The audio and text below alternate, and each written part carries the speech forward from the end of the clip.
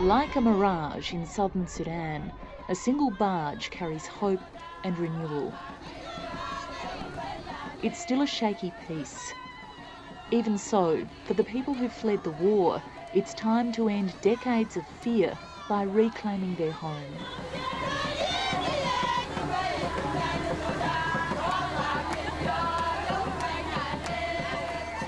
For years, the White Nile has served only to take people away from here. But now the river is bringing them back. As many as 4.5 million may want to come home.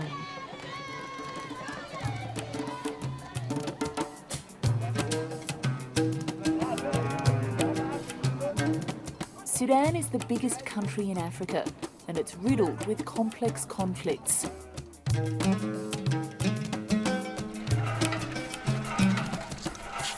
The most bloody being the genocide in Darfur.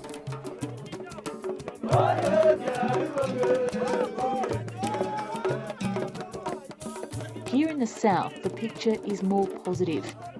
A 20-year war of independence fought by non-Muslims rebelling against the Islamic North is over. The peace deal gives the south more autonomy and promises a share of oil wealth.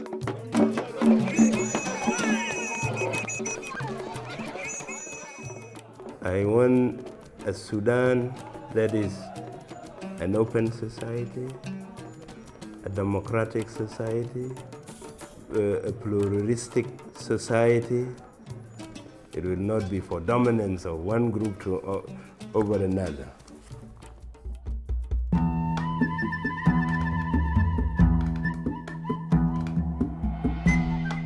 In the crumbling southern capital of Juba, Dr. Machar heads the new southern government. There's been war here, off and on for more than 50 years. And it shows. At times, one feels like flattening the whole place and rebuilding it from anew. More than a year after the peace agreement, development is still choked by dust and delays. Southern Sudan's likely to face the biggest influx of people in the world this year. Most of the money promised from the north has not arrived. Yet, ready or not, the people are coming anyway. They're our people. They have a right to be here. Since there is peace in southern Sudan, they want to come back. So we have no choice to say we want X or not. It's their home. In a dramatic sign of revival, the people of the Boer Dinka tribe and their cattle are on the move. Ahead lies a 3-week trek along the banks of the Nile.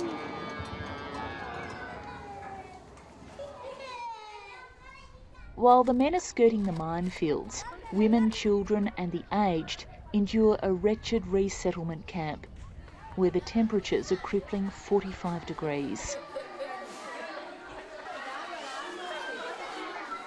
Most of the women have been refugees in their own country for 16 years or more. All have lost something that can never be regained.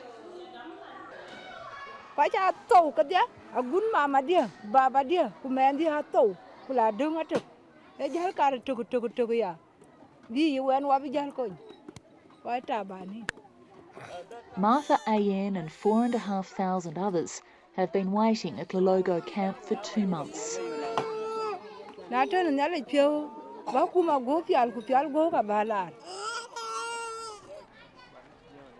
Shelters are crowded and people have only a little food from the UN and aid agencies. Most of the children have been born on the run. This baby was released from hospital because there was no medicine. Her mother can only hope and pray that she will survive.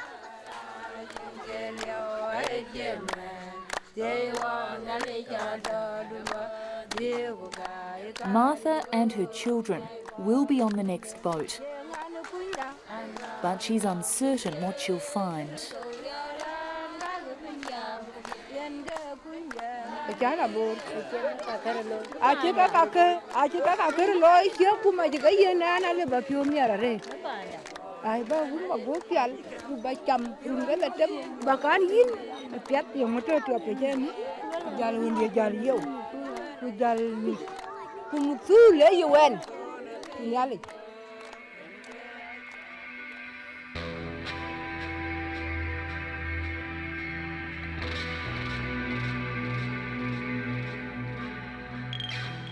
In Juba, the southern flag still flies in the face of unity with the north.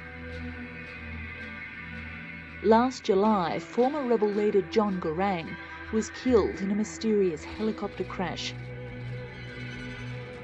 Suspicion that he was murdered almost restarted the war. Even now, neither side has put down its guns.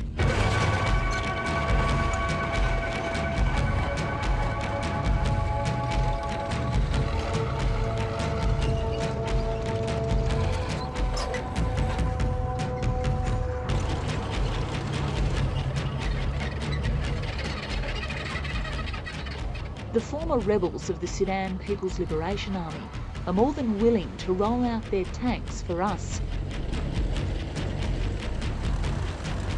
Under the peace deal, the former rebel army and government forces are meant over time to unite. Outside the rebel barracks, Northern government soldiers put on a show of their own.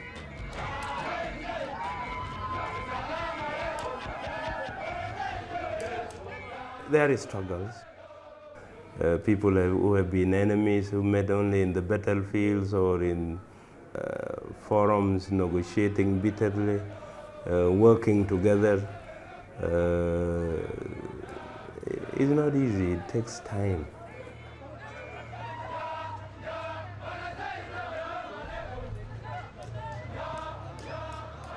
Spend just a little time in the south and you feel the conflicting currents.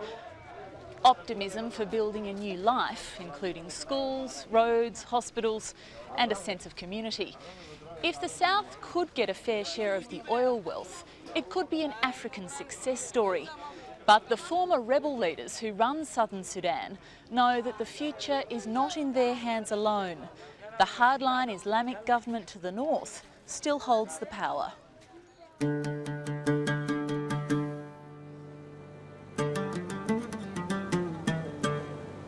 In Sudan, wealth has always flowed north with the Nile.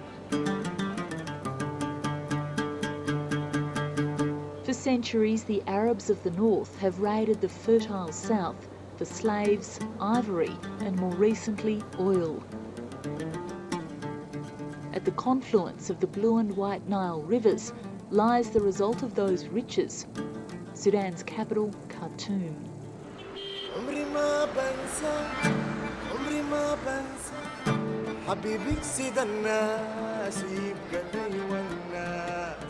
Southerners resent Khartoum. It represents Muslim control and increasing northern wealth. Libya, seeking influence here, is building this luxury hotel. And the venue for the recent African Union summit was built by the Chinese, who are driving the oil industry.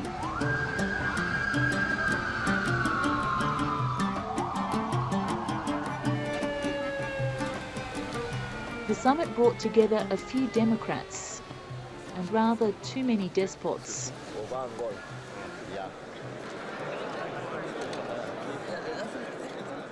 Among them, Sudan's president, Field Marshal Omar al-Bashir. تلك الحرب اللعينة التي أفقدت السودان طاقات بشرية واعدة. President al-Bashir promised to maintain the peace, but southerners who've borne years of northern oppression remain suspicious. For the past few decades, many have lived in camps for displaced people around Khartoum. They've been forced to follow strict Sharia law, and the Islamic government is intolerant of Christians and non-believers. Many Arabs still call blacks abid or slaves. Wole wadi wala jabodin. Wala jabodin. La be kalima gale ita jadu munu jan. Ma ita ab jadu. Kan tamandi giriti tabe mut bara le keba.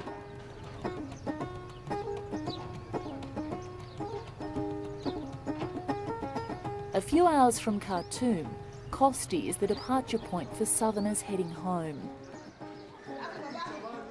For more than 30 years, Eliza Warey and Abram Machik squatted in the capital.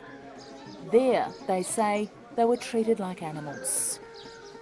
Arab da yini kaman shokol biga mafi yala yini wala ta kurji wala da ita bes gani itap kesa bes be dugoita be kutuita segin be shota shunu be garamuita naman na taban asa jolja sak mundun hajata taakul. Like most returnees, Eliza and Abram want to find the home and family they left decades ago, and they want a future. واحد يمشي هناك بلد كنت تمشي تزرع زراعة بتاعك ما في تمشي محل البقر تمشي تشرب اللبن بمجان سمك بمجان المانجا بمجان جوافة قريت أي حاجة تفاح ما شاء الله بلدنا يعني كن شنو. Families are so desperate to move south that they camp at Kosti for weeks, even months, waiting for a barge. They come here with many hopes, or let me say, great expectations that they will find back in South. Dr. Francis Alcobo from the Federation for African Relief tries to keep them fit for the journey ahead. 4-month-old kid suffering from fever, diagnosed as has malaria. But her mother is now outside the wharf because she is going to find a food for these kids and for her family. Dr. Alcobo is a southerner too, but his family has split. The rest of my brothers in Sydney, Australia, they are with you. They are there in Sydney, in Melbourne, also scattered there. Even so, he plans to return south alone. I think to me, it's Francis. I can say I can go back to save my people, to save my lands, to see what's left for us there as a new generation.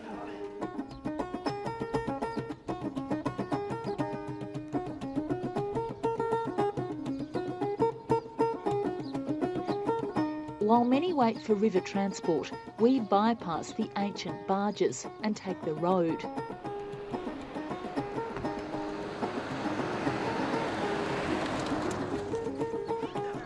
At the town of Renk, we cross the boundary between north and south.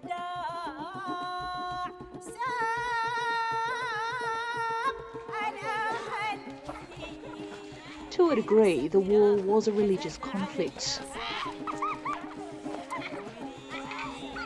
Southerners who follow Christian and tribal faiths rebelled against the national Islamic government.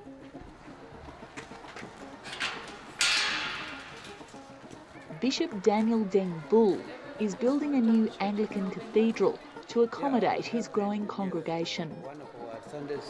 It is a buffer zone between the two religions, in Islam and Christianity.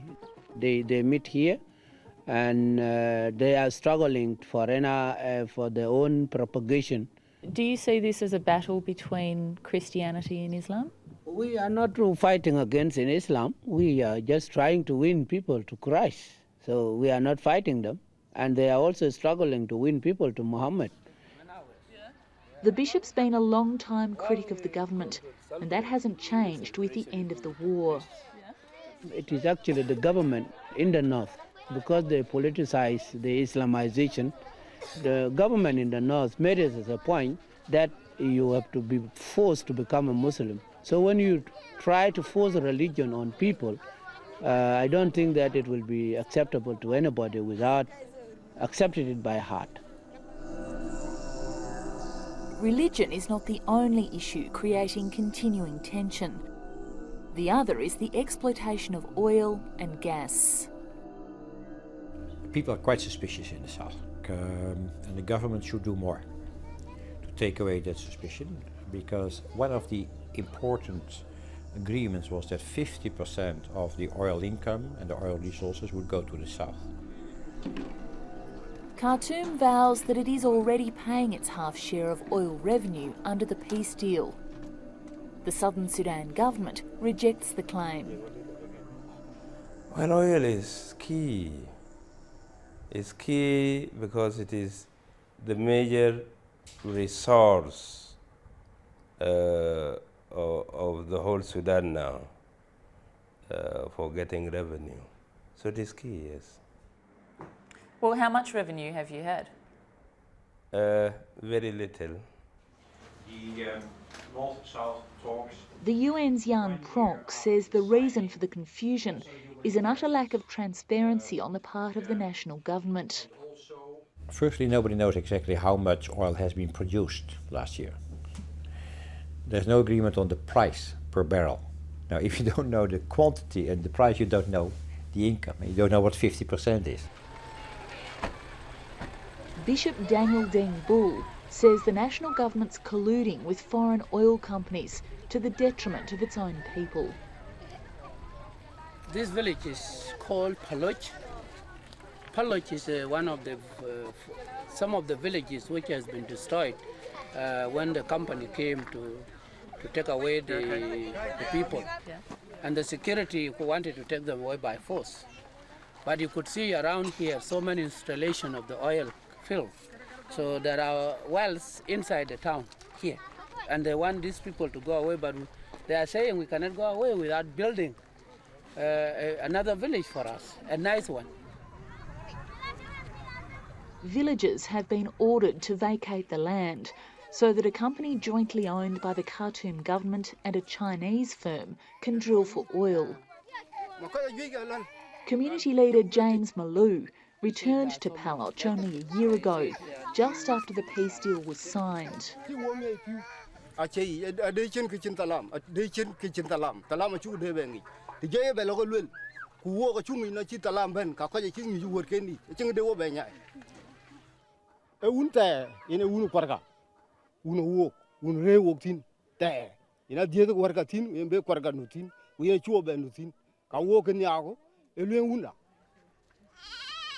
These people should be given compensation by the company. And if that thing is done, that's what we want. But if they just remove them without compensation, that is very terrible, and that shows that there is no justice in the Sudan to our people.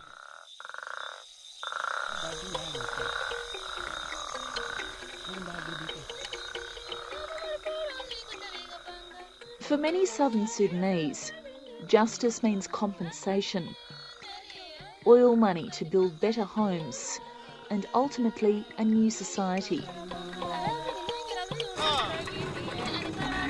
At Mellish, where the road south ends, we take to the Nile to continue our journey.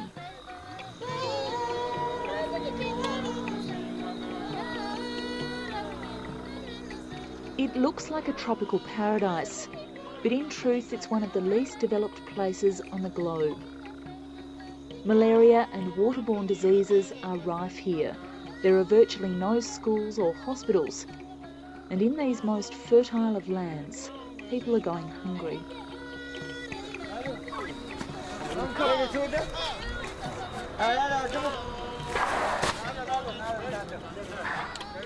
From the port of Malakal, the United Nations World Food Programme conducts a massive feeding operation on the water.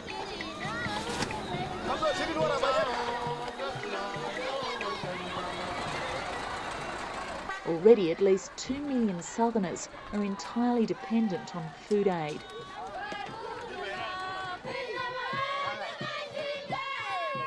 The south remains a test case for peace in Sudan, and these early returnees will be testing the water too as they board the first barges home.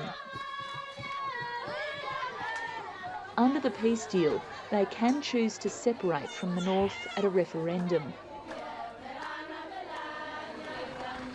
But that could lead to a new war over southern oil. People need to understand that they have a future. And if they don't have a future, 6 years from now, when there is a referendum, people will vote against unity. And then you get, I am afraid, again, a war. As they finally board the barge home, returnees like Martha Ayen want to believe. Are you ready for your journey? Yes. Hey! Martha knows that peace can't be guaranteed. Militias, some armed by the Khartoum government, are still creating terror in parts of the south.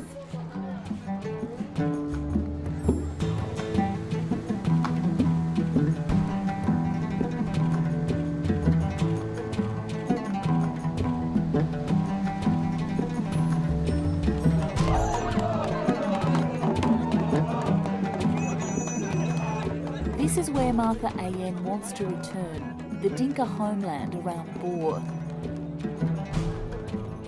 Here, armed conflict has, for now, been replaced by fighting for fun in the form of traditional wrestling. This is community entertainment, like it was before the war.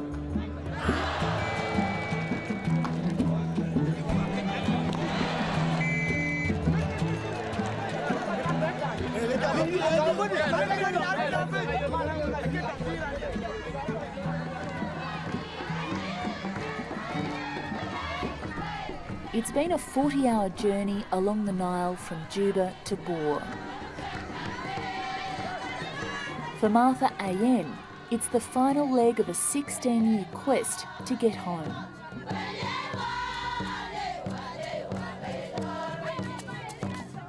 It would take many hundreds of barges to carry all the Dinka who may want to return.